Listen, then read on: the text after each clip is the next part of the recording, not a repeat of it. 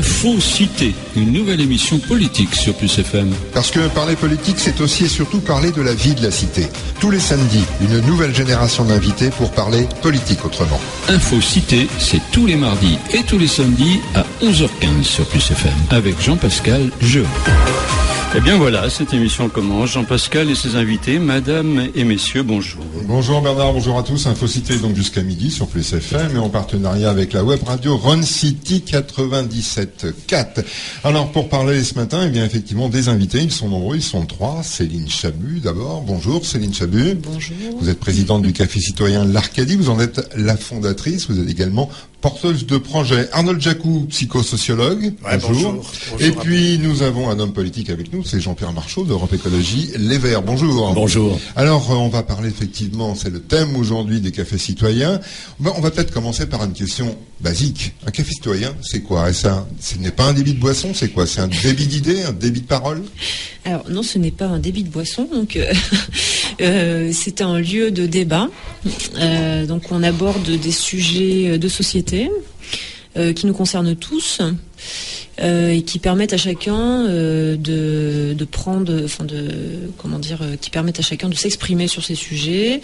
Nous, on a choisi d'apporter à chaque fois des informations qui permettent aux gens d'apprendre quelque chose et de sortir avec quelque chose de plus à la fin du débat. Voilà. Comment sont nés les cafés citoyens? Alors, c'est un mouvement qui est né en métropole. Oui, c'est né. En tout cas, la fédération, donc la Nouvelle Arcadie, dont fait partie l'Arcadie de la Réunion, est née en Normandie en 97. Elle compte une centaine de cafés citoyens en France, en Belgique, au Canada et dans les DOM. C'est né d'un besoin de la population qui s'est développé. Les gens ressentent le besoin de débattre, de discuter, puisqu'ils constatent qu'à chaque fois qu'ils écoutent un débat ou qu'ils participent à un débat, c'est un peu biaisé. C'est-à-dire que c'est orienté, ou c'est incomplet, ou il manque des informations, ou c'est toujours les mêmes intervenants. Donc les gens ont besoin de s'emparer des sujets, de réfléchir sur les sujets et de participer eux-mêmes à la réflexion, et non plus seulement d'écouter des gens parler. Alors c'est étonnant parce qu'on est quand même une société de la communication depuis nombreuses années. On a Internet, on a les téléphones, on a plein de choses qui nous permettent de communiquer. On revient finalement à quoi avec les cafés citoyens? On se coupe finalement de ces moyens traditionnels, ces nouveaux moyens de communication pour revenir plus sur des moyens traditionnels, les échanges de visu avec les gens. Oui, c'est ça. Les gens reprennent les choses en main, ou essayent en tout cas de réfléchir à ces sujets-là, mais dans leur ville, dans leur localité, et sans attendre que la réponse vienne d'un tout sachant extérieur. Non, tout le monde est capable d'apprendre des choses, de découvrir des choses, de s'informer, de se former, mais localement, voilà. Arnold Jacou, je vous présentais tout à l'heure donc en début d'émission comme un psychosociologue. Comment vous interprétez, vous, ce retour à l'échange traditionnel entre les gens, qu'on se coupe de ces nouveaux médias de communication et qu'on revienne finalement à l'échange, au débat d'idées? D'abord, il faut dire que les technologies d'information et de la communication sont bien insuffisantes pour permettre aux gens de communiquer entre eux véritablement. Nous avons besoin de la présence physique de l'autre, nous avons besoin de le regarder dans les yeux, nous avons besoin de voir sa mimique pour pouvoir véritablement échanger. La communication par mail, par Twitter ou par Facebook paraît totalement insuffisante, pas seulement pour dire quelque chose, du point de vue narcissique, c'est très satisfaisant. Mais pour pouvoir véritablement échanger et avec l'idée de construire une position commune, donc moi ce qui me paraît évident, c'est que les gens sont de plus en plus informés. Et comme citoyens, même si on est dans une société qui est de plus en plus complexifiée, donc qui appartient de moins en moins aux citoyens et de plus en plus aux experts, aux spécialistes, à ceux qui connaissent les choses, les gens ont besoin de se former une conscience, ils ont besoin d'échanger, ils ont besoin de partager, ils ont besoin d'apprendre que leur parole peut produire un effet sur autrui, sur une situation problématique, c'est-à-dire qu'ils ne parlent pas pour rien simplement. Et c'est peut-être justement là que je vois la limite des débats qui sont menés, notamment dans les cafés citoyens ou dans d'autres instances de discours. La limite, c'est que tant qu'on est sur le plan de la parole, ça va. On se forme, on crée une culture, c'est intéressant. Mais si on ne touche pas aux structures même du pouvoir, c'est un discours, qui se veut citoyen, qui risque d'être très rapidement vidé de sa substance. Alors on y reviendra avec vous tout à l'heure au cours de l'émission. Mais je veux revenir également sur une notion, c'est que d'abord comment ça fonctionne un café citoyen, Céline Chahut. Alors, ça demande du temps, l'investissement, oui. Un réseau, des contacts, oui. Un lieu. Comment ça fonctionne? Donc, comment ça marche? Alors, un café citoyen, c'est une association, loi de 1901, avec des statuts déposés en préfecture, avec un bureau. Comme toujours dans les cafés citoyens, comme c'est une action qui n'est pas rémunérée, on n'est pas subventionné. Donc, il faut un porteur de projet, il faut quelqu'un qui s'occupe un peu du fonctionnement. Et en l'occurrence, c'est vrai que la présidente là fait pas mal de choses, on va dire.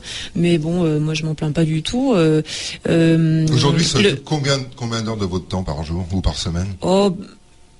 Par semaine, on peut dire, comme on fait en ce moment, on fait un débat par mois là depuis juin, parce que on en a fait 3 par mois, ça faisait beaucoup. Mais avec un débat par mois, il faut à peu près une dizaine d'heures de travail par mois, on va dire. Hein. Voilà. C'est en fait ce qui prend du temps, c'est la communication. C'est chercher des informations, mais c'est un plaisir. C'est s'informer sur la démocratie, c'est un plaisir. Donc lire des tas d'articles, écouter des émissions sur ce sujet, pour moi c'est vraiment quelque chose d'agréable. Après, il y a tout ce qui est administration, il y a les réunions de bureau pour gérer un petit peu l'association. Et puis il y a les contacts avec les intervenants et les réunions de préparation. Mais c'est un plaisir, encore une fois. Quand vous dites c'est un plaisir, c'est-à-dire que vous ramenez un sujet quand vous faites notamment ce qu'on appelle les recherches documentaires, donc sur des thèmes, sur des sujets, vous ramenez un sujet à l'intérieur du café citoyen de manière à ce que les gens en débattent.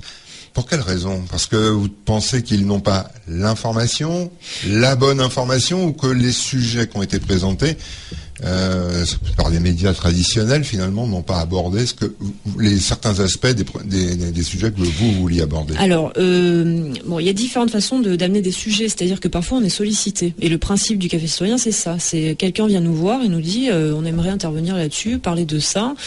Nous, notre position, c'est que on peut pas tout prendre en charge. Hein. C'est-à-dire que si les gens viennent nous voir pour parler d'un sujet, c'est pas la présidente qui va préparer le sujet. Donc il faut que la personne soit compétente dans un domaine et qu'elle parle du sujet qu'elle veut aborder. Voilà. Elle passe devant un jury? Non, pas du tout, mais on fait une petite réunion de préparation pour voir comment on va fonctionner, si on va faire un PowerPoint, si on va faire une intervention juste orale, distribuer des papiers, etc. Là, jusqu'à maintenant, la plupart du temps, les gens sont venus nous voir et ont proposé leur sujet, et donc on les a laissés parler sur le sujet qui les intéressait. Voilà. Et parfois, notamment sur les biens communs ou sur qu'est-ce qu'il y a eu sur démocratie et citoyenneté, là c'est sur les biens communs, c'est moi qui suis intervenue, mais c'était avec quelqu'un, avec Philippe Vincent qui a parlé du logiciel libre. Donc on a trouvé un moyen de compléter mon intervention, moi en tant que président d'Arcadie, et puis avec quelqu'un qui venait de l'extérieur. À chaque fois c'est un partenariat. Il y a des sujets récurrents où vous essayez à chaque fois, à chaque réunion, d'aborder un sujet nouveau? Normalement, à chaque fois, c'est nouveau. On essaye de vraiment faire quelque chose de nouveau pour pas tourner en rond. Voilà. Qu'est-ce qui anime, alors, à la fois ceux qui l'animent, mais ceux qui le fréquentent, ce café citoyen? Alors, ceux qui le fréquentent, écoutez, il y a des nouveaux à chaque fois. Il y a des anciens aussi. Il y a même des gens qui viennent, quand on faisait un débat à Saint-Denis et un à Saint-Paul, ils venaient aux deux. C'était, voilà, nous on essaye d'ouvrir au maximum. C'est non partisan, donc on veut que les gens viennent de tous horizons. Ça nous intéresse pas de tourner en rond, de parler toujours des mêmes idées avec les mêmes personnes. Vous accueillez autant les gens de la société civile que les politiques? Ah oui, absolument. Et les politiques sont les bienvenus. On n'en voit pas beaucoup, mais ils sont les bienvenus. Vous en voyez un au moins régulièrement, c'est Jean-Pierre Marchot. Jean-Pierre Marchot, vous fréquentez, vous, ce café citoyen? Bien sûr, je le fréquente. Et je précise ce que disait Céline, c'est-à-dire que le premier qui a été fait il y a 1 an et demi à peu près, il y avait 7-8 personnes. Et le dernier qu'on a fait, donc c'était il y a quelques jours, il y avait 60 personnes. Donc c'est en train de prendre, quoi. Donc ça, voilà, moi j'y vais effectivement parce que je pense que c'est un lieu où d'abord aussi d'écoute. Je suis pas là-bas, là j'y vais pas pour imposer des idées ni rien. Et puis il y a des thèmes qui m'intéressent effectivement, donc je pense que c'est intéressant d'échanger, même avec des gens avec lesquels je peux être en désaccord. Vous qui avez, on va dire, la pratique de la tribune politique, qu'est-ce qui fait que ça vous intéresse de participer, d'être présent justement à ces débats citoyens? Ce qui m'intéresse, je vais me permettre de faire une petite, juste en retour par rapport à ce qu'il dit tout à l'heure. On a parlé de prise de parole, de libération de la parole. Moi, je suis parti d'une génération qui a connu mai 68, et ce qui a caractérisé mai 68, c'était la libération de la parole. La société à l'époque était une société verticale, qui baignait dans l'optimisme de la société de consommation, et donc ce qui a caractérisé effectivement le milieu étudiant, mais aussi ouvrier, n'oublions pas les occupations d'usine, c'est enfin on s'exprimait, quelquefois naïvement, mais librement. Depuis, la crise environnementale, la crise politique, la crise aussi d'identité, si je puis dire, la société est là, est passée par là. Et donc ce qu'on voit aujourd'hui, c'est effectivement un approfondissement de cette prise de la parole. Donc les cafés citoyens qui n'existaient pas en mai 68 sont peut-être les structures où cette parole peut se formaliser, s'approfondir. Et ça montre bien aujourd'hui que, on va dire, depuis les années 60, effectivement, il y a un changement du paradigme politique. Hier, c'était les grands partis qui donnaient le là. On avait une espèce de socialisation un peu autoritaire, verticale. Aujourd'hui, ça ne marche plus. Et donc, je crois que les cafés citoyens sont une alternative naissante, encore embryonnaire, aux partis politiques qui déçoivent les citoyens, qui ne s'y retrouvent plus.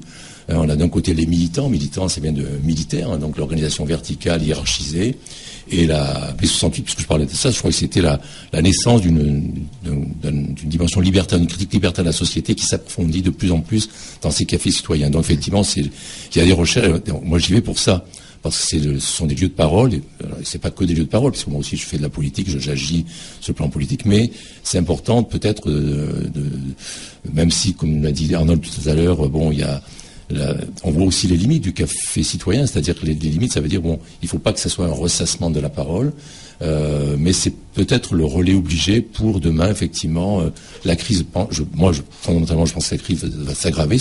On ne connaît pas encore l'ampleur de la crise qui s'annonce, et plus elle va s'aggraver, plus il y aura peut-être la nécessité pour les citoyens de passer de la parole aux actes. Justement, vous êtes d'accord, vous, sur cette, Arnold Jacou, sur cette nécessité de communiquer, de prendre la parole, d'échanger différemment? Je suis bien d'accord sur la nécessité de prendre la parole. Mais je vais dire quelque chose qui est complémentaire à cette nécessité-là. Je pense que le monde dans lequel nous sommes appartient surtout à ceux qui détiennent l'information la plus performante. Et les cafés citoyens, en contrepoint de la prise de parole, sont des lieux où une information précise, concrète, crédible doivent être communiquées aux participants. Parce que là, on voit comment s'exprime la parole lorsqu'on la prétend libre. C'est-à-dire, elle fait parler des gens dont le ressenti subjectif tient lieu de connaissance. Comme si, parce qu'ils ressentent les choses, parce qu'ils ont une opinion qui relève de leur expérience purement privée, ils avaient accès à une connaissance précise. Ce n'est pas vrai. Vous n'avez qu'à écouter certains de vos concurrents, là, qui font parler les gens. Vous n'avez aussi qu'à lire les courriers de lecteurs des journaux. On s'aperçoit qu'on est plus dans la libération de l'invective que de la parole. Mais on est même dans la communication à sens unique, parce que si vous parlez de concurrents, vous parlez d'une radio, vous parlez des courriers des lecteurs, vous parlez de presse écrite, ce sont, en tout cas pour l'un et pour les autres, ce sont pas des lieux d'échange, ce sont des lieux où on donne, où on émet des idées, sans accepter, puisque la manière le propose, d'être contredit et d'échanger. Oui, et sans même s'en préoccuper. Et l'intérêt des cafés citoyens, à mon sens, pourrait être justement que la parole libérée des participants s'exprime à partir d'une connaissance reconnue, précise, qui permet peu à peu d'avoir prise sur la réalité. Et pas simplement de faire des discours, je dirais, narcissiques, qui satisfassent l'ego, et c'est tout. On va marquer une pause et puis on se retrouve pour la suite de l'émission. Je rappelle qu'on est ensemble jusqu'à midi pour Infocité. À tout de suite. Info-Cité, une nouvelle émission politique sur Plus FM. Parce que parler politique, c'est aussi et surtout parler de la vie de la cité. Tous les samedis, une nouvelle génération d'invités pour parler politique autrement. Info-Cité, c'est tous les mardis et tous les samedis à 11h15 sur Plus FM. Avec Jean-Pascal Jeu. Jean-Pascal et ses invités. Nous sommes ensemble jusqu'à midi avec, je le rappelle donc, Céline Chahut, qui est la présidente du Café Citoyen L'Arcadie. Vous en êtes la fondatrice, porteuse de projet. Arnold Jacou, psychosociologue, et Jean-Pierre Marchaud, donc, d'Europe Écologie Les Verts. Juste avant la pause, d'ailleurs, Arnold Jacou parlait d'informations crédibles. Est-ce qu'aujourd'hui, effectivement, vous le disiez tout à l'heure, Céline Chahut, vous préparez donc les émissions, pas les émissions, vous préparez les débats, vous préparez les thèmes. Comment trouver l'information crédible dans un milieu où on est quelquefois saturé d'informations, et justement trouver la bonne information qui va permettre d'échanger et quelquefois de se contredire ou de compléter ce qu'on va dire les uns et les autres? Ça, c'est le problème de la recherche, hein. C'est-à-dire que pour rechercher et trouver des informations crédibles, il faut analyser, il faut recouper les informations entre elles.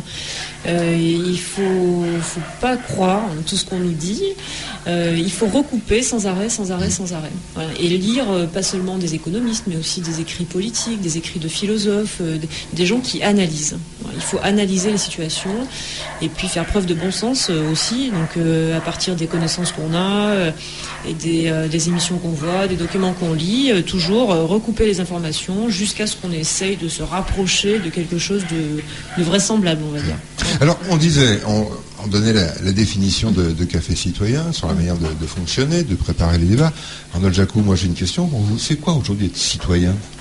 Ouais, non mais ça c'est vrai, c'est la vraie question que posent ces espaces de débat. C'est à quelles caractéristiques citoyennes, si on peut dire, on s'adresse.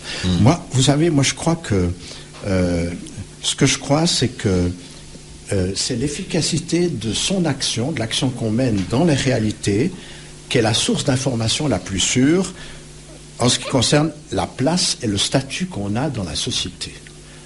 Quand l'action se résume à des paroles verbales dans des espaces de discussion comme Café Citoyen, forcément, la perception de son statut est assez limitée. Et donc, moi, je souhaiterais, dans le cadre, à la suite de ces débats, stimuler l'implication des gens là où le citoyen devrait pouvoir s'exprimer de la manière la plus efficace, c'est-à-dire au niveau des structures du pouvoir. Parce que on est citoyen quand on peut agir dans la société, qu'on a sa part, pas sa petite part, mais toute sa part. Et quand on peut pas agir, on est quoi? On fait des discours. Alors moi, j'aimerais donner la parole à Jean-Pierre Marchaud, justement, sur ce point de vue-là en particulier, parce que, je l'ai dit, vous êtes homme politique, Europe Écologie Les Verts, vous fréquentez le Café Citoyen L'Arcadie en tant que citoyen. Oui. Ce que dit Arnold Jacou, c'est finalement, on va là-bas, on échange des idées, on parle, et ce qui manquerait, c'est l'action. Alors vous, justement, comment vous articulez tout ça? Vous êtes aussi un homme d'action. C'est le grand problème, effectivement, d'articuler l'action. Le discours et l'action. Voilà, le discours, l'activité citoyenne avec l'action. Parce que là, Arnold a parfaitement raison. Le grand problème, c'est la structure du pouvoir. C'est-à-dire que on peut avoir un cadre démocratique, on peut avoir effectivement d'organiser des enquêtes publiques sur tel dossier, etc. Donc les gens s'expriment, ça c'est formellement, ils peuvent le faire.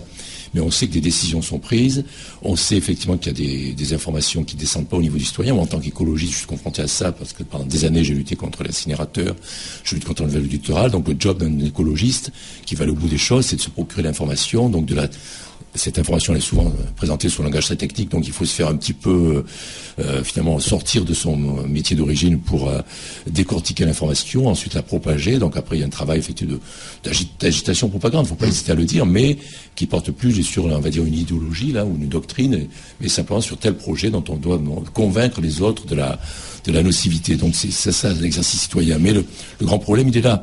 Les machines de conquête du pouvoir sont les partis politiques. Ça définit la politique à l'ancienne. présidentielle, on peut dire.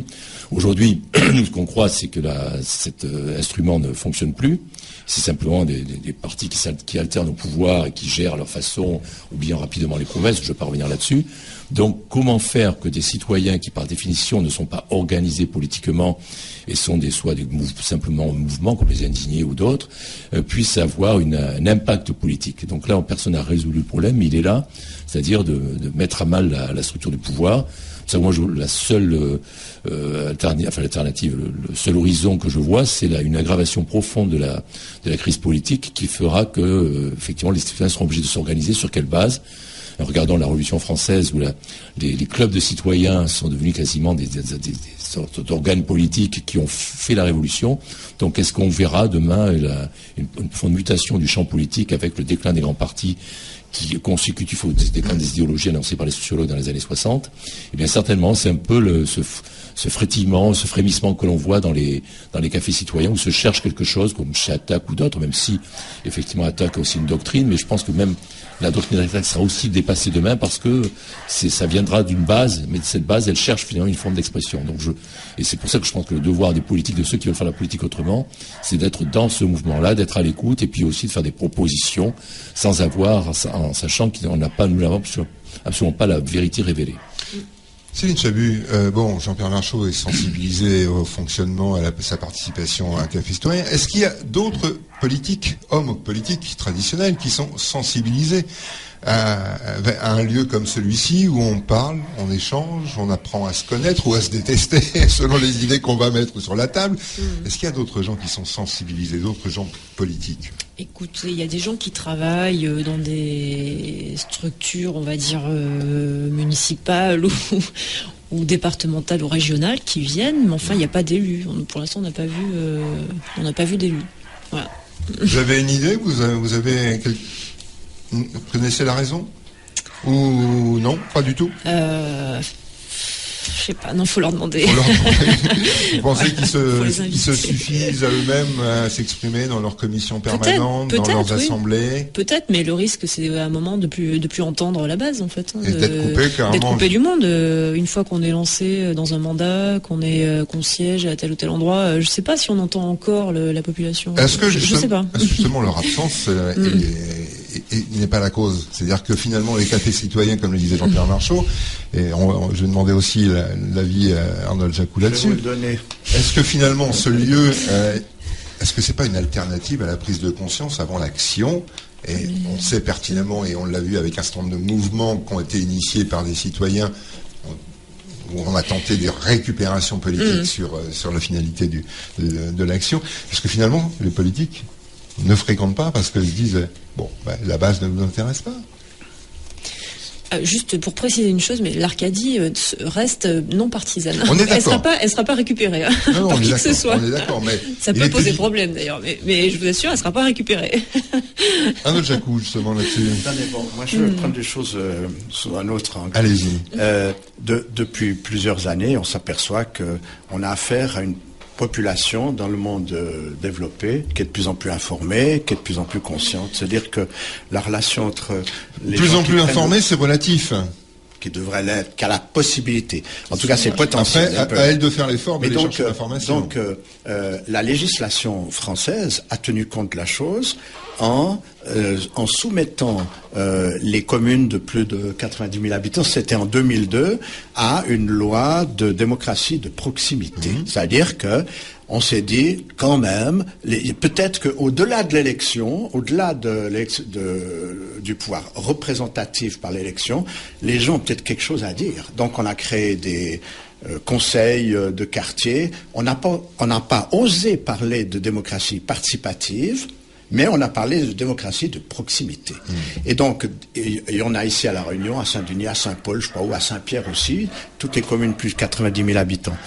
Et le problème, je crois que le principe est exact et correct. Ça veut dire, nous devons considérer que la parole des citoyens organisés, dans des instances organisées, ne constitue pas un contre-pouvoir à l'égard des autorités élues, mais un complément plutôt.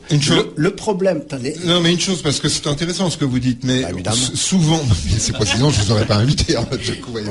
Sinon, ce qui est intéressant aussi, c'est que ces instants de proximité, elles sont initiées sous couvert de la municipalité, qui donne le lieu. Voilà, c'est là-dessus que je vais vous faire réagir. Je vais le dire, elles sont manipulées, on pourrait dire, je vais mettre entre guillemets, je veux pas de mal à personne, parce que dans la structure même des conseils, des instances de quartier, on s'aperçoit que les mairies prennent des précautions de ne pas créer une contradiction organisée, donc mettent en place, je veux dire, une proportion de participants qui appartiennent à la majorité, des trucs comme ça.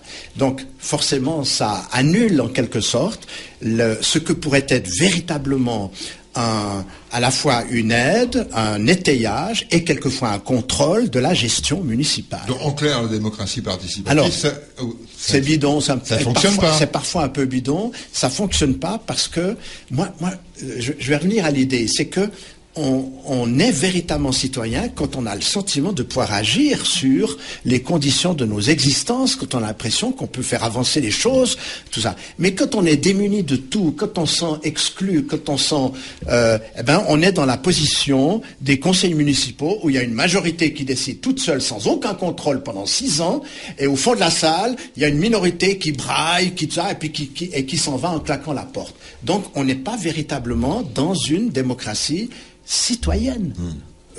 Et je pense que c'est un problème. Donc, si nous avions quelque chose à faire ici, à partir de centres de débat, c'est créer comme le café citoyen, c'est pouvoir créer une conscience qui donne aux gens, je pense une conscience, mais pas chez les intellectuels qui viennent discuter de la chose, tout ça, n'en plus finir, mais en faisant participer des personnes qui aspirent au pouvoir, par exemple municipal, pour leur donner l'envie de faire participer les habitants, les citoyens des quartiers dont ils auront la responsabilité.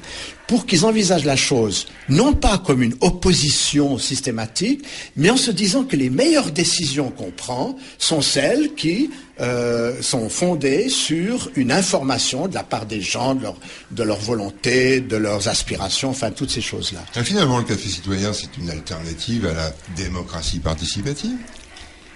C'est une préparation pour moi. Voilà, c'est préparatoire à la démocratie participative. On ne prend pas de décision, donc, mais par contre on réfléchit. Voilà, ça donne des pistes. Ça donne des pistes, mais surtout vous avez en tout cas l'énorme avantage d'être indépendant d'un pouvoir effectivement municipal ou départemental. Jean-Pierre Marchaud, vous voulez intervenir ? Oui, ce mot démocratie participative qui me fait rire. Parce que la démocratie, c'est quand même l'exercice du pouvoir par le peuple. Or, si on invente, puis c'est un terme qui est devenu très à la mode et qui, à mon avis, a très peu de sens, la démocratie participative, ça veut dire, au fond, on s'aperçoit que le peuple n'exerce pas le pouvoir, donc on veut le faire participer un petit peu, avec des modalités un peu tronquées, des conseils de quartier, etc.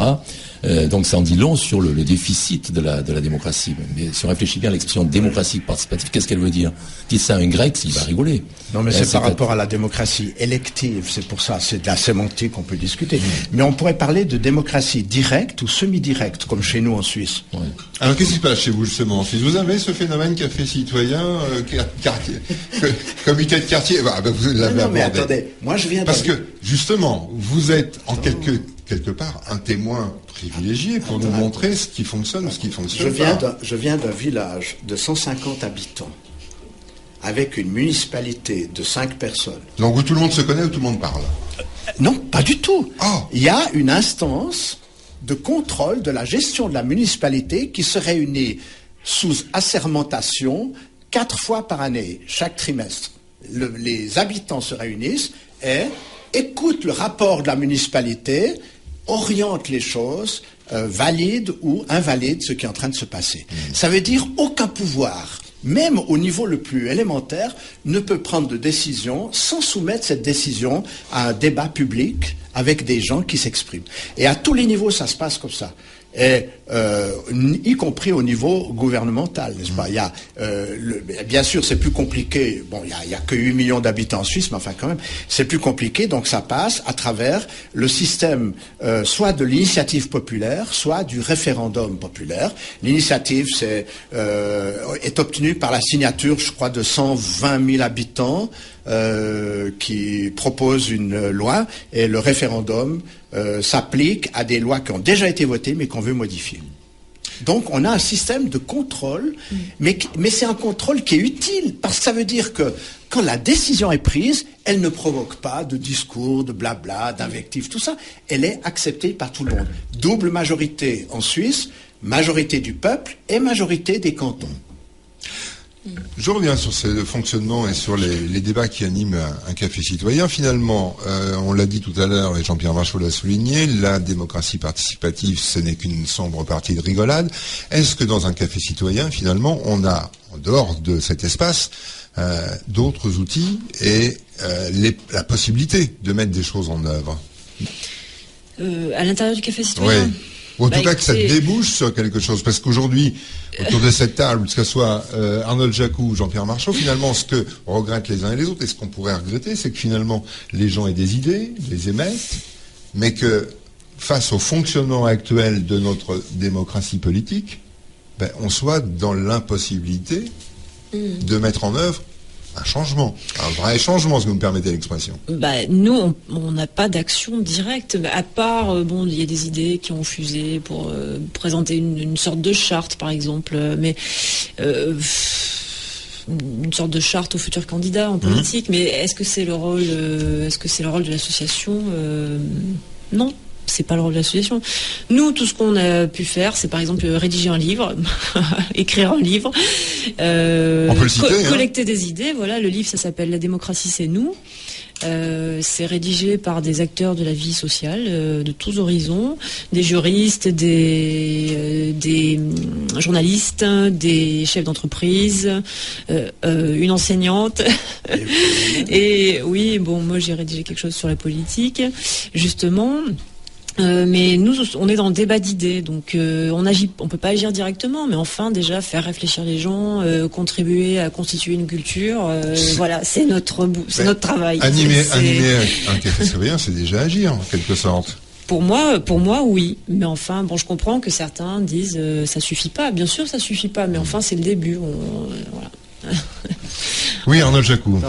Céline parle rapidement de charte, tout ça. Oui. Mais en fait, l'idée qui était débattue, c'est de profiter des futures élections, des prochaines élections municipales, pour soumettre à chaque candidat un questionnaire sur sa façon d'envisager la participation des citoyens dans sa commune. Ça va être compliqué. On est plus aujourd'hui axé à donner un questionnaire aux futurs candidats sur son patrimoine que sur ses intentions politiques et citoyennes. Mais vous comprenez, bien évidemment, nous ne croyons pas à un résultat spectaculaire. Mais le fait de pouvoir diffuser ces idées, de pouvoir répandre partout cet enjeu-là est déjà une satisfaction. À quoi vont servir les campagnes électorales où justement, Jean-Pierre Marchaud, les candidats émettent leurs idées? Mais justement, par rapport à ce que vient de dire Arnold, il y a des exemples, je ne les citerai pas, mais de gens qui ont été députés l'an dernier, qui avaient signé la charte anticorruption et qui ont été contraints de démissionner parce qu'ils ont été convaincus de corruption. Je ne donnerai pas les noms. Donc on peut signer toutes les chartes. C'est encore frais dans la mémoire. Voilà, c'est encore frais dans la mémoire. Voilà, moi, ce qui m'intéresse, j'aimerais parler de la Réunion parce que j'ai le sentiment qu'il y a une sorte de décomposition politique à la Réunion. On voit que des partis se créent. Il y en a un qui crée le PLR, il y en a un autre qui crée la politique autrement, un autre qui crée le Progrès. Donc les grands partis sont scindés, à droite, à gauche. Il y a une sorte de décomposition en micro-partis qui ne sont pas sur des programmes, mais qui sont sur des personnes. Enfin, il y a des conflits personnes. Vous pensez que c'est plus une question d'idées, mais une question d'ego? Là, c'est une question. Oui, ça veut dire qu'effectivement, les partis politiques traditionnels ne sont pas sur des véritables programmes. Ouais. Pourquoi est-ce qu'on crée deux partis qui, je prends le PLR ou le PCR ou le Progrès et la Fédération officielle des partis socialistes qui se séparent, mais en fait, quand ils se réfèrent au programme du même parti. Donc, c'est assez curieux. Il y a aussi l'affaire de la grève de la faim sur le bar à choix il y a quelque temps où on a vu un défilé d'hommes politiques qui ont voulu se montrer. Donc, à mon avis, il y a quelque chose de grave qui se passe sur le plan politique à La Réunion. Qui est assez inédit au fond. Effectivement, avant, les grands partis, avec leur méthode, qu'on peut critiquer, etc., mais en gros, ils fonctionnaient sur un programme, sur une sorte de, même si chacun avait un chef, aujourd'hui, une espèce d'éclatement de ces partis, on a des multi-chefs, et on a tout à coup une espèce de mouvement qui se crée, semi-médiatique, semi-hystérique, autour d'une mise en scène de sa grève de la faim, avec une sorte de politique spectacle, donc qui semble devenir... qui semble dire finalement qu'on atteint peut-être le degré zéro de la politique à La Réunion, alors que la politique dont on parle, elle se fait ailleurs en quelque sorte. Donc il y a deux mondes. Il y a le monde qu'on en a vu à la télévision avec toute cette émulsion, si je puis dire, autour de la grève de la faim au bar à choix, et puis la politique qui se cherche de manière un peu anonyme, collective, dans les cafés citoyens, pour faire autre chose que cette politique spectacle. Alors justement, vous disiez tout à l'heure, Céline Chabi, vous avez participé à cet ouvrage, La démocratie c'est nous, vous avez abordé le chapitre politique. Oui, la politique, oui. Ben justement, quel état vous en dressez de cette politique? C'est un politique locale, politique nationale, ou c'est un état d'esprit général? Dans le livre, c'est politique en général, la politique en général. Alors ce que je décrivais dans ma partie là sur la politique, c'était le fonctionnement de l'institution. Donc je disais que le fonctionnement des partis politiques tel qu'il existe actuellement, c'est une machine à fabriquer de l'oligarchie. C'est-à-dire en fait c'est une façon pour les citoyens de se décharger, de se dédouaner. Voilà. Donc on élit des gens qui vont faire le travail. Or, une démocratie, c'est le pouvoir du peuple. Donc, c'est pas seulement le pouvoir d'élire, c'est le pouvoir d'agir, le pouvoir de décider. Or, les décideurs, c'est pas le peuple, ce sont les gens qui ont été élus. Donc, voter ne suffit pas. Voilà, c'est ça l'idée. Comment on peut inciter les citoyens justement à réinvestir, à se réapproprier ce pouvoir? On l'a vu, les démocraties participative, les instances tout commentées par les municipalités fonctionnent ou fonctionnent pas parce qu'elles sont plus ou moins dirigées, contrôlées. Les enquêtes publiques, pratiquement personne ne donne son avis dans les enquêtes publiques. Comment on peut aujourd'hui responsabiliser le citoyen et faire en sorte qu'il participe vraiment, il prenne sa vie en charge? Comment on peut faire? Est-ce que quelqu'un a la réponse? Arnaud Jacou, je suis sûr qu'il a la réponse. Non, j'ai pas de plan, mais moi je sais que ce que je souhaite, je suis comme ça par hasard, pas professionnellement en contact avec certains candidats qui aspirent à devenir maire, tout ça. Mais partout, j'essaie de communiquer l'idée que dès qu'ils seront maires, je serai d'accord en ce qui me concerne, d'expérimenter des actions qui sont véritablement participatives, c'est-à-dire qui permettent de créer un dialogue constructif entre l'autorité élue et les citoyens qui habitent la commune. C'est quoi par exemple? Parce qu'on a eu des bonnes intentions il y a quelques années. On a fait des expériences. J'ai travaillé dans une ville, là, je peux en parler, avec un maire qui était prêt à entrer là-dedans. Ouais. Et non seulement on a fait des expériences, mais on a tiré des expériences qui viennent d'ailleurs, qui ont déjà fait l'objet de toutes sortes de considérations et de synthèses en France même, à travers une association qui s'appelle l'ADELS. Ici, qui a une antenne qui s'appelle Adèle Roy à La Réunion. Et on connaît les conditions dans lesquelles on peut faire fonctionner de la manière la plus efficace des instances participatives dans les quartiers. On connaît ces conditions, c'est des problèmes d'accès à l'information, c'est des problèmes d'accès à l'information je dirais, administrative, les droits, la manière dont ça fonctionne, tout cela, des problèmes de connaissances techniques selon les projets, des problèmes qui touchent à la maîtrise des budgets également, et des situations qui permettent de s'assurer que lorsque l'instance citoyenne dans un quartier exprime un projet, tout ça, elle sera écoutée et ça aura un effet réel sur la décision qui sera prise au niveau de la mairie. Est-ce que c'est pas aussi amplifier le phénomène du clientélisme dans ces cas-là, de le mettre... C'est quoi ce soupçon? Non, c'est une question, c'est de le rapporter de l'individu à un groupe d'individus dans un quartier.